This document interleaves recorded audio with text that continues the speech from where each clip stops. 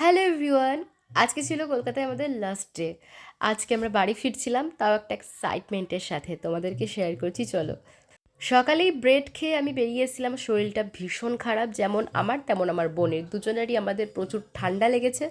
প্রথমে আমরা গাড়ির মধ্যে শুয়েই ছিলাম, তারপরে ভালো লাগছে না বলে একটু ফোনটা তুলে ফটো ভিডিও করা শুরু করেছিলাম। তো আজকে যাচ্ছিলাম আমরা একটা গাড়ি কিনতে আমাদের জন্য।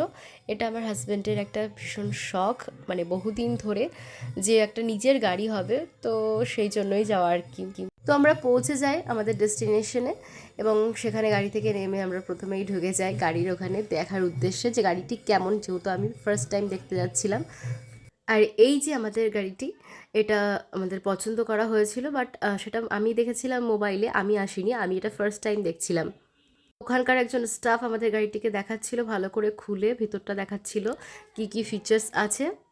তারপর আমি একটু ভালো করে ঘুরে এদিকটা ওদিকটা দেখলাম যে আর কোন গাড়িগুলো সুন্দর আছে বা এটাই। তার মধ্যে আমার সবচেয়ে সত্যি কথা এটাই ভালো লেগেছে সবচেয়ে বেশি। আর একটা ভালো লেগেছে, সেটা হচ্ছে এই লাল গাড়িটা। এই লাল গাড়িটাও অনেকটা সুন্দর ছিল, বাট সাদা জিনিসটা আমার সবসময় মনে হয় একটা শুভ কালার, আর ওটাই পছন্দ করা হয়েছিল প্রথমে, তো ওটাই নেওয়ার জন্য এসেছিলাম আমরা।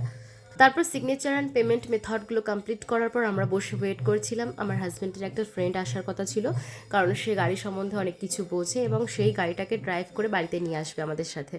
তো আমরা প্রায় অনেকটা টাইম ওয়েট করি, কারণ সে অনেকটা দূর থেকে আসছিল আমাদের বাড়ির এলাকা থেকে, আর এটা ছিল কলকাতাতে। তো আমরা প্রায় 3টে নাগাদ ওখান থেকে বেরোই। তো এই সোন পাপড়িটা ওরা আমাদেরকে দিয়েছিল, আর এটা ছিল আইটিসি রয়্যাল বেঙ্গল।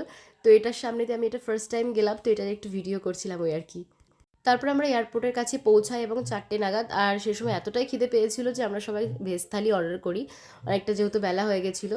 তারপর ওখান থেকে বেরিয়ে আসি বাড়ির উদ্দেশ্যে। আস্তে আস্তে রাস্তায় গাড়িকে আবার একটু সাজুগুজু করানোর জন্য ওখানে 2 ঘন্টা স্পেন্ড করতে হয়।